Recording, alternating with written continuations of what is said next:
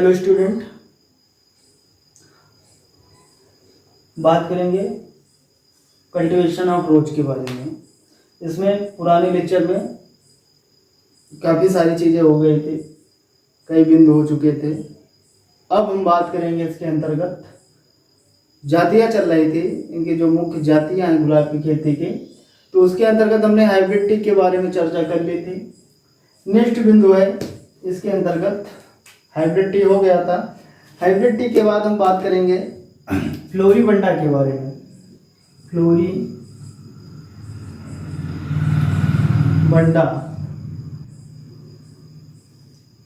अगला स्पीशीज है फ्लोरीबंडा, अगला वर्ग है फ्लोरीबंडा।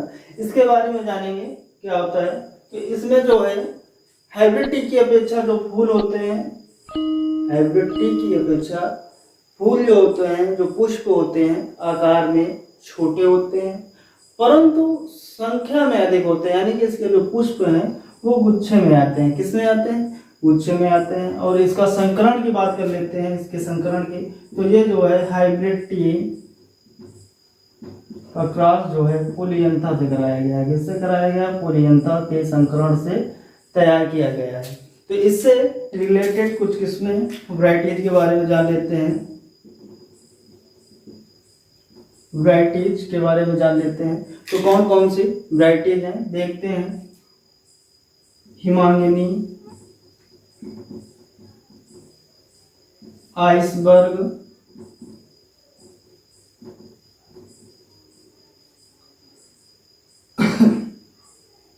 तुहिन, समरसनो, ये वैरायटियाँ जो हैं सफ़ेद रंग की हैं। कैसी हैं? सफ़ेद रंग की हैं। फिर देवदासी, बंजारन, ये लाल रंग की हैं। किस रंग की हैं? लाल रंग की। आर्थरवेल, ये पीले रंग की है। किस रंग की है? पीले रंग की है। तो हमने जाना हिमांगिनी, आइसबर्ग, तुहिन, समरसनो, ये सब जो है सफ़ेद रंग की किस्में हैं। किसकी हैं? गुलाब की किस्में हैं। फिर देवदासी, बंजारन, ये किसकी हैं? किस रंग की हैं? लाल रंग की हैं। ठीक है। फिर उसके बाद आर्थरवेल, ये पीले रंग की हैं। और एक दो वैरायटियाँ हैं जैसे कि हो गई सोला, जिम्बारा, सोला, जिम्बारा और सिंडीपेंस, ये तीनों जो है सिंदूरी कलर की हैं। किस कलर की हैं? सिंदूरी रंग की हैं। किस रंग की हैं? सिंदूरी रंग की हैं। फिर उसके बाद कुछ वैरायटियाँ और हैं जैसे डेलही,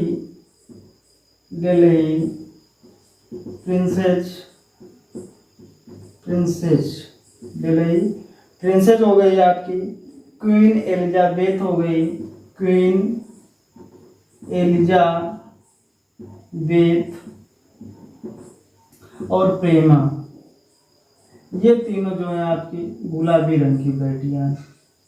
किस कलर की हैं? गुलाबी कलर की वैरायटियाँ हैं। तो हमने जाना कि फ्लोरीबंडा में जो पुष्प आते हैं हाइब्रिड टी की अपेक्षा आकार में छोटे होते हैं लेकिन संख्या में अधिक आते हैं। इनके पुष्प गुच्छों में आते हैं। फिर इससे रिलेटेड कुछ वैरायटियाँ हैं।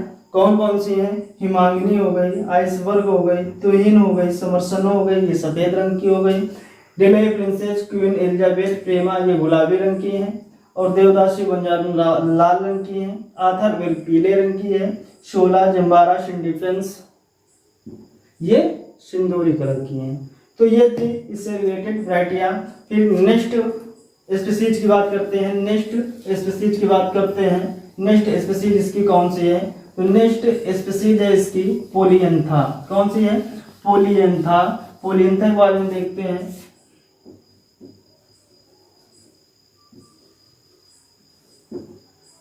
पोलियंथा क्या होता है?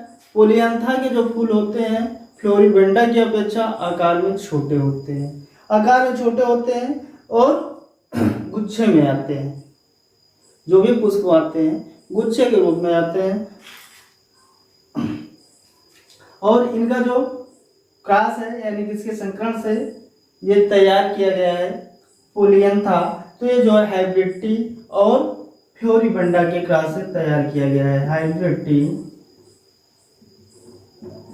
का क्रॉस फ्लोरीबंडा से कराकर तैयार किया गया है। फ्लोरीबंडा के संकरण से तैयार किया गया है। इसकी कुछ रिलेटेड किस्में हैं, कौन कौन सी हैं देखते हैं। जैसे से इससे रिलेटेड वैरायटीज हैं, अंजनी हो गई, नौतकी हो गई, प्रीति हो गई, स्वाति हो गई, रश्मि हो गई। अंजनी, नर्तकी, प्रीति, स्वाति, रश्मि, ये जो है इसकी वैरायटियां हैं। किसकी हैं? पोलियंथा की हैं। ठीक है। और एक पिंक सावर्स, एक और कौन सी है? Pink showers. ये सब वैरायटियां किसकी है? पोलियंथा ग्रुप की हैं। फिर उसके बाद नेक्स्ट वर्ग की बात करते हैं। अगला वर्ग कौन सा आता है? मिनिएचर। मिनिएचर ग्रुप जिसे कि लघु गुलाब भी कहते हैं। क्या कहते हैं? जिसे लघु गुलाब भी कहा जाता है। लघु गुलाब, मिनिएचर। ठीक है। इसे लघु गुलाब भी बोलते हैं, लघु गुलाब भी बोला जाता है। ठीक है। और इसे क्या बोलते हैं? इसे बेबी गुलाब भी कहते हैं। क्या कहते हैं? बेबी गुलाब कहते हैं। बेबी गुलाब भी कहा जाता है। क्लियर इतनी बात? इसे लघु गुलाब भी कहते हैं और बेबी गुलाब भी कहते हैं। इतनी बात क्लियर? क्या होता है इसमें? जो पुष्प होते हैं ये भी जो है, जैसे कि नाम है मिनिएचर, मिनी मतलब छोटा। ठीक है। दूसरा नाम इसका लघु गुलाब है। तो स्वाभाविक सी बात है, इसके जो पुष्प हैं वो छोटे होते हैं, बेबी गुलाब भी कहा जाता है इसे। ठीक है। तो इसमें जो पुष्प आते हैं वो छोटे आकार के आते हैं। ठीक है। कैसे आते हैं? छोटे आकार के आते हैं, लेकिन गुच्छों में होते हैं। ठीक है। तो इनका जो प्रयोग है अधिकतर गमलों के रूप में किया जाता है। किसमें किया जाता है? गमलों के रूप में किया जाता है। तो इससे रिलेटेड कुछ किस्में हैं जो, उसके बारे में बात कर लेते हैं। वैरायटीज के बारे में बात कर लेते हैं। वैरायटीज कौन कौन सी इसके अंतर्गत वैरायटीज आती हैं तो देखते हैं। जैसे कि पहली पॉपुलर वैरायटी बेबी डार्लिंग हो गई। क्या हो गई? बेबी डार्लिंग हो गई। बेबी गोल्ड हो गई। Baby gold, baby darling, baby gold, baby masquerade, baby masquerade, cricri, आपकी क्रिकी हो गई। सिल्वर टिप्स हो गई। अगली है सिल्वर टिप्स।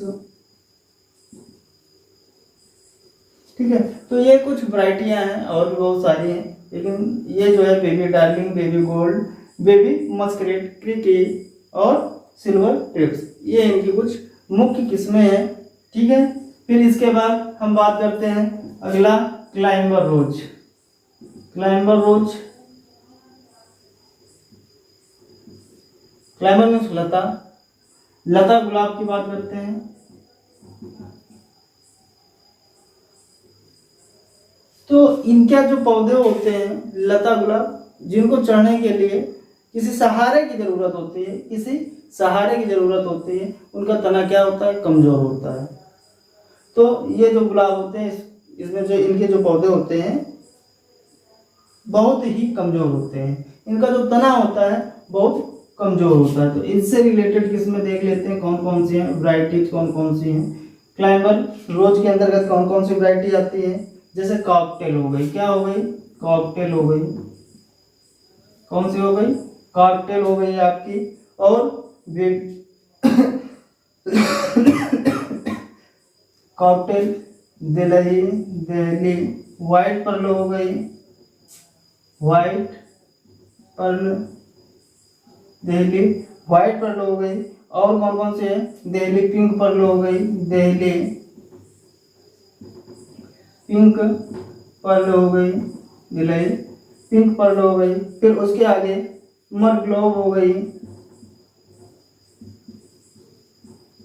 ये सब इसकी क्लाइंबर रोज की वैरायटियां हैं। सावर ग्लोव हो गई। ठीक है, तो ये कुछ इनकी किस्में हैं जो हमने पढ़ा, जो मुख्य रूप से एक हाइब्रिड, फ्लोरिबंडा और पोलियंथा, मिनिएचर और क्लाइंबर रोज, ये तो मुख्य रूप से जो थी आपके सिलेबस में थी, जो हमने बता दिया। इसके अलावा भी कुछ अन्य जातियां हैं, जो अन्य स्पीसीज हैं, उनके बारे में हम चर्चा करेंगे। इनके अलावा भी जैसे कि आपका है रोजा डोमेसियाना। अगली स्पीसीज कौन सी है? रोजा डोमेसियाना। तो रोजा डोमेसियाना के बारे में देखते हैं। रोजा डोमेसियाना, ये कौन सी है? रोजा डोमेसियाना। ठीक है, इसे चेती गुलाब भी कहते हैं। क्या कहा जाता है इसे? चेती गुलाब कहा जाता है। इसका क्या महत्व योगदान है, यानी कहने मतलब इसको क्यों कल्टीवेशन करना चाहिए? रोजा डोमेसियाना स्पीसीज का कल्टीवेशन क्यों करना चाहिए? इसे चेती गुलाब कहते हैं। इसको जो है चेती गुलाब के नाम से भी जाना जाता है। इसमें जो है तेल का कंटेंट सर्वाधिक मात्रा में पाया जाता है। सर्वाधिक मात्रा में क्या पाया जाता है? तेल। कितना परसेंट पाया जाता है? 0.04% तेल की कंटेंट इसमें पाया जाता है। इसे जो है देसी चेती गुलाब भी कहते हैं। ठीक है, या बुल्गेरियन गुलाब भी कहा जाता है। फिर उसके आगे बात करते हैं रोजा सेंटिफोलिया। रोजा सेंटिफोलिया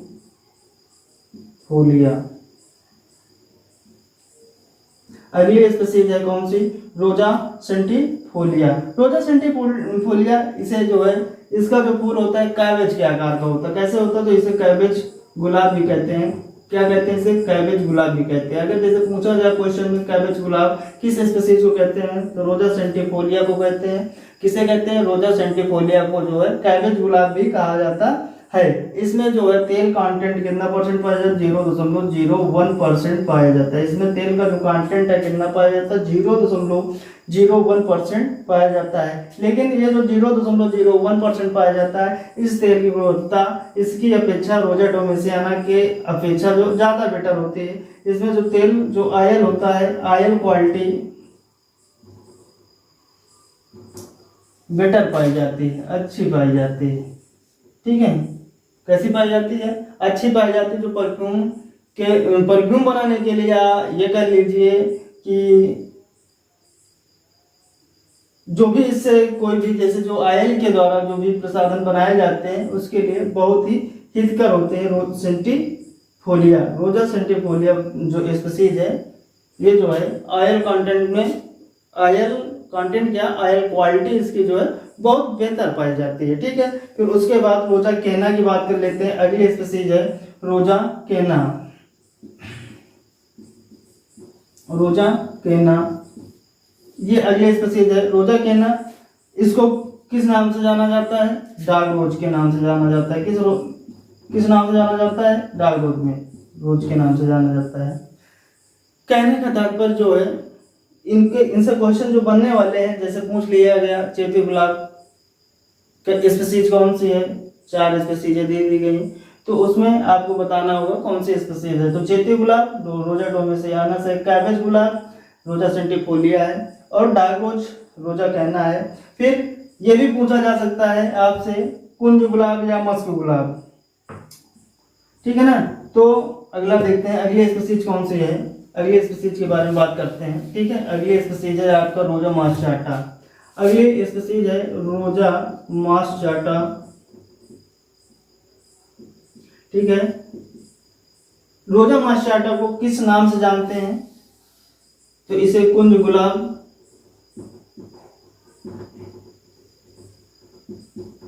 व मस्क गुलाब के नाम से जानते हैं। किस नाम से जानते हैं? रोजा गुलाब व कुंज गुलाब व मस्क गुलाब के नाम से भी जाना जाता है। ठीक है, इतनी बात। अच्छा, एक होती है आपकी रोजा ग्लेसिया। अगली नेक्स्ट स्पीसीज है रोजा ग्लेसिया।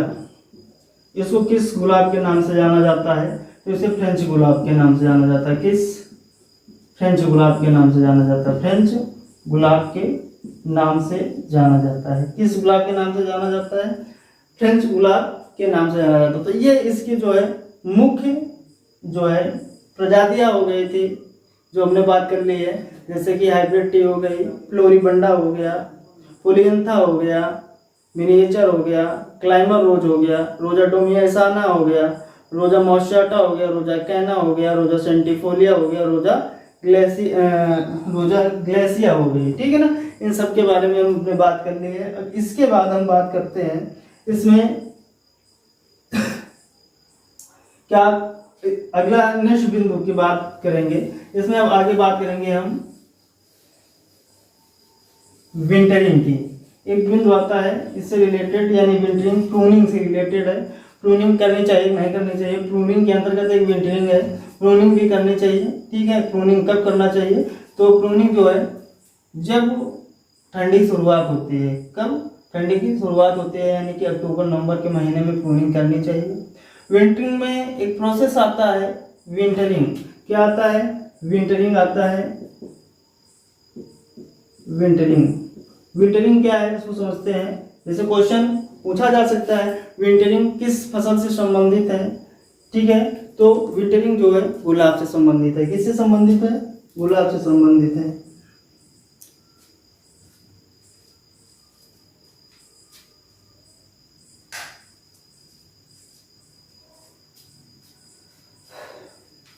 तो बात कर रहे थे विंटरिंग। विंटरिंग किससे संबंधित है? गुलाब से संबंधित है। ये एक प्रूनिंग का प्रोसेस होता है। विंटरिंग में क्या करता है? विंटरिंग में जो पेड़ होता है, पेड़ की जो जड़ें होती हैं, जैसे ये पेड़ है, तो पेड़ के आसपास जो समीप होता है उसके समीप मिट्टी को खोदकर उनकी जो जड़ें होती हैं, उनके समीप जो जड़ें होती हैं पौधे के समीप, उनको खोलकर हफ्ते भर के लिए खुला छोड़ दिया जाता है। क्या किया जाता है? खुला छोड़ दिया जाता है और दो हफ्ते के लिए उसमें पानी देना बंद कर देते हैं। तो होता क्या है इसमें और किस लिए करते हैं, बात हमें ये करनी है। तो जब हम इसको खुला छोड़ देते हैं तो कहने का मतलब जो भी इसमें जो शाखाएं कमजोर होती हैं या सुस्त नहीं होती हैं, ठीक है ना, वो जो है कहने का मतलब उनको स्वस्थ बनाने के लिए, ठीक है ना, मजबूत बनाने के लिए हम विंटरिंग की क्रिया करते हैं। ठीक है, विंटरिंग में क्या होता है? पौधा सुसुप्तावस्था में चला जाता है। किस अवस्था में चला जाता है? सुसुप्तावस्था में चला जाता है। जब सुसुप्तावस्था में चला जाता है तो फिर विंटरिंग में ये जो खोद कर छोड़ देते हैं, उनकी जड़ों को खोद देते हैं, तो उससे क्या होता है? पानी की सिंचाई रोक देते हैं। जब 10-15 दिन बाद उसमें जो है हम ऑर्गेनिक मैन्योर मिलाकर, यानी गोबर की खाद और मिट्टी मिलाकर डालते हैं, फिर सिंचाई करते हैं। तो हमारी जो कमज़ोर शाखाएं होती हैं वो उनको जो है बराबर पोषक तत्व मिल जाते हैं और जो वो है अच्छी तरीके से कार्य करने लगते हैं। इससे होता क्या है? हमारे जो पौधे में है नई शाखाएं अच्छे से डेवलप होती हैं और जो हमारा प्रोडक्शन है अच्छा होता है। जो फ्लावर होता है, फ्लावर में क्वालिटी इम्प्रूव होती है। इसलिए हम विंटरिंग करते हैं। क्या करते हैं? विंटरिंग करते हैं। तो विंटरिंग सबसे अच्छा कहने मतलब किस लिए की जाती है? पौधे को सुसुप्तावस्था यानी रिलैक्स, पौधे को रिलैक्स होने के लिए हम विंटरिंग करते हैं। ठीक है, ये बात क्लियर? ये तो हो गई विंटरिंग। अच्छा, विंटरिंग कब करना चाहिए? तो विंटरिंग जो है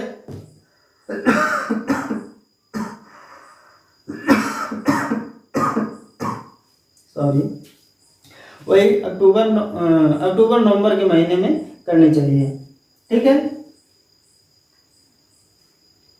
तो ये हो गया आपका विंटरिंग। फिर उसके बाद बात करते हैं इसमें एक डिसबडिंग किया जाता है। क्या किया जाता है? डिसबडिंग किया जाता है। डिसबडिंग किया जाता है। डिसबडिंग जैसे कि नाम से ही पता चल रहा है, डिसबडिंग, बड को निकालना। जैसे बहुत सारी जैसे कमजोर हैं या जो कलियां हैं उनके जो गुच्छे हैं जहाँ जिस शाखा में आते हैं ज़्यादा मात्रा में है तो उनको कम कर देना। ठीक है, डिसबडिंग यानी बड को रिमूव करना है। क्या करना है? बड को रिमूव करना है। क्यों रिमूव करते हैं? रिमूव इसलिए किया जाता है जो भी हमारा फ्लावर है क्वालिटी युक्त हो। कैसा होना चाहिए? क्वालिटी युक्त हो, यानी मतलब बहुत सारे हो जाएंगे बराबर, सभी बर्ड को बराबर मात्रा में पोषक तत्व तो नहीं मिल पाएंगे, बराबर पोषक तत्व तो नहीं मिल पाएंगे तो क्या होगा, हमारी जो फ्लावर की क्वालिटी है वो डाउन हो जाएगी। तो फ्लावर की क्वालिटी को मेंटेन रखने के लिए, इम्प्रूव करने के लिए हम जो है डिसबडिंग का प्रयोग करते हैं। किसका हिस्सा है? प्रूनिंग का हिस्सा है डिसबडिंग। ओके, इतनी बात क्लियर। फिर उसके बाद हम बात करते हैं इसके बारे में, इसमें कौन कौन से रोग लगते हैं और कौन कौन से कीट लगते हैं। ठीक है, तो इनके रोग व कीट के बारे में बात करते हैं। तो रोग कौन कौन सा लगता है तो देखते हैं, इसके कल्टीवेशन करने में कौन कौन से रोगों से हमें सामना करना पड़ता है। तो इसमें लगने वाले रोग दो ही हैं। एक होता है पाउडर मिल्ड्यू,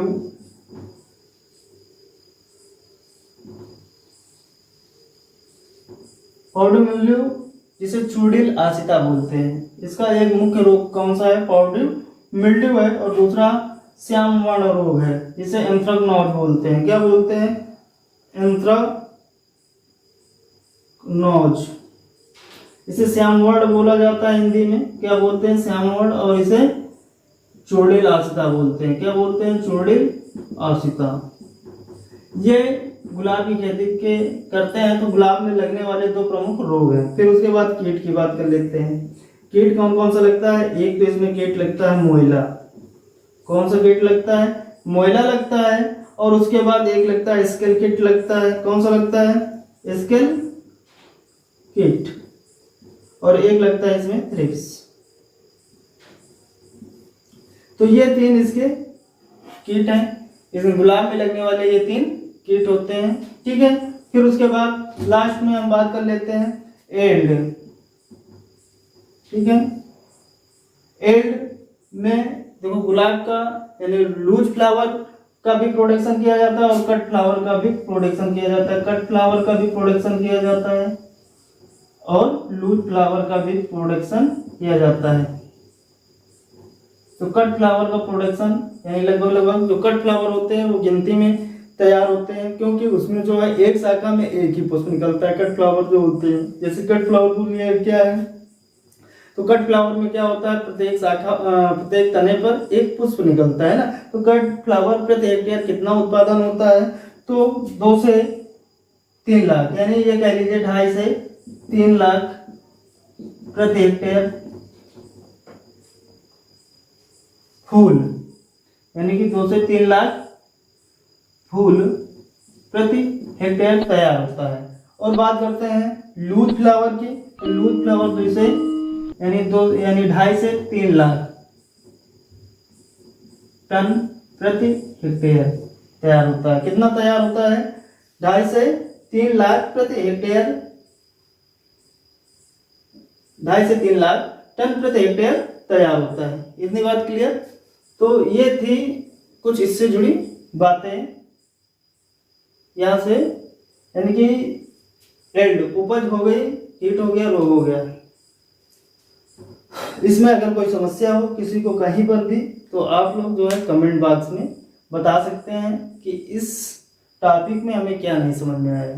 ठीक है, उसका सॉल्यूशन फिर नेक्स्ट वीडियो में या जो भी आगे वाला लेक्चर होगा उसमें हम सॉल्व कर देंगे। Okay, thank you.